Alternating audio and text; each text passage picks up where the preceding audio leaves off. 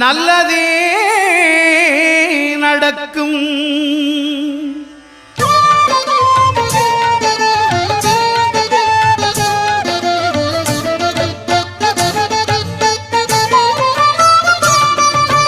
ஒன்பது கோளும் ஒன்றாய் காண